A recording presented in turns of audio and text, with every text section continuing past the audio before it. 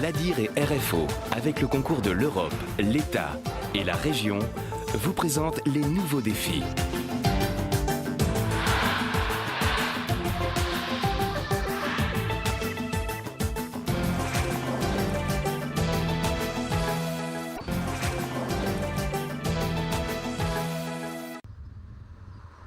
Dès le mois de juillet, l'île va vivre au rythme de la campagne sucrière. La filière canne est historique à La Réunion. D'un certain point de vue, elle demeure très traditionnelle. D'un autre, son industrie a considérablement évolué. Elle est même marquée d'innovations mondialement reconnues. Depuis l'origine, la filière canne-sucre de La Réunion a été à la de l'innovation, innovation industrielle. Je ne reviens pas au début de la restructuration industrielle, mais déjà après la guerre, des hommes comme Émile Hugo ou Maxime Rivière sont considérés dans le monde entier de la sucrerie de canne comme des gens, des personnes qui, de La Réunion, ont largement amélioré le process mondial. Aujourd'hui, les activités sont regroupées dans deux usines, celle du Gol à Saint-Louis et celle de Bois-Rouge à Saint-André. Deux usines qui se ressemblent comme deux sœurs. Elles disposent pratiquement des mêmes moyens techniques et visent les mêmes objectifs. Nos innovations, elles sont en amont, j'allais dire, pour diminuer les coûts de production, diminuer les besoins énergétiques. Elles sont en aval dans l'amélioration des process et l'innovation qualité sur les produits. Les deux sociétés sucrières de La Réunion ont avancé dans les projets d'ISO de qualité pour les clients. Et c'est vrai qu'aujourd'hui, nous développons en Europe notamment des sucres de qualité qui demandent derrière, au niveau du process, énormément d'innovation. Dans les deux usines sucrières, les efforts financiers de ces 10 dernières années se sont en effet portés sur la maîtrise de l'énergie, la sécurité alimentaire et la protection de l'environnement. Trois axes qui correspondent aux exigences du monde d'aujourd'hui et qui représentent des investissements de plusieurs millions d'euros. Sur les 10 dernières années, nous avons investi plus de 27 millions d'euros, dont 4 millions d'euros sur les centres extérieurs, les centres de réception de canne. Ensuite 2 millions d'euros sur l'environnement et sécurité. Et ensuite, dans le cœur du métier propre, plus de 21 millions d'euros. Au niveau, par exemple, de l'eau, de la consommation d'eau, les sucreries consomment beaucoup d'eau. Nous avons, en 10 ans, réduit de moitié la consommation d'eau, donc ce qui concourt à préserver les nappes phréatiques. À Bois-Rouge comme au Gol, les usiniers travaillent sur des nouveaux sucres, des sucres spéciaux qui correspondent aux attentes de leurs clients. Une partie du sucre produit ici est vendue au grand public, mais la majorité de la production est destinée aux industriels de l'agroalimentaire, des clients très exigeants.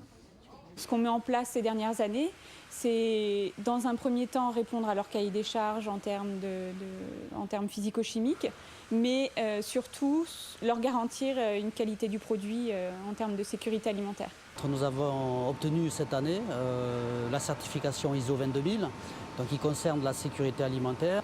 Nous sommes la 4e sucrerie de canne mondiale à l'avoir obtenue cette année. La filière canne de La Réunion est au cœur d'une révolution énergétique. Les deux usines sucrières sont couplées à des centrales thermiques qui produisent de l'électricité. Cette première mondiale, inaugurée à Bois-Rouge, a permis de réaliser d'importantes économies d'énergie et de valoriser ce qui a longtemps été un vulgaire déchet, la bagasse. Depuis cette innovation en 1992, ce procédé a sans cesse été amélioré. Depuis 1992, ce que l'on a fait, c'est qu'on a étendu ce procédé à l'ensemble de l'île de La Réunion. Il y a eu la même réalisation à la centrale thermique du Gol. Et aujourd'hui, on essaye d'optimiser la combustion de ce produit pour en consommer le moins possible et produire le maximum d'énergie avec. Et on essaye aussi, en partenariat avec les sucriers, de réduire leur consommation d'énergie chez eux, de façon à ce que l'énergie qui nous reste nous permette de faire aussi un peu plus d'électricité. Ces améliorations ont été apportées dans les deux usines. Au Gol, c'est ce qu'on appelle le 6e effet. Dans chacune des deux usines, l'investissement a coûté 5 millions d'euros. Il permet d'économiser de la vapeur, très utilisée dans les sucreries, et d'en restituer d'autant plus aux centrales thermiques, des centrales tributaires de la campagne sucrière. Aujourd'hui, toute canne qui sera plus riche en bagasse, tout en gardant ses qualités de sucre, nous permettra de produire plus d'électricité. D'accord ? Et cette électricité qu'on produira en plus à la bagasse, c'est du charbon qu'on consommera en moins. Donc c'est des émissions de CO2 que l'on n'émettra pas. Préserver l'environnement, maîtriser la demande en énergie, veiller à la sécurité alimentaire, voilà ce qui guide les innovations en matière industrielle. Mais il y a du nouveau également dans les champs. Au Cerf, on marie les cannes et on crée de nouvelles variétés adaptées aux divers terrains de La Réunion.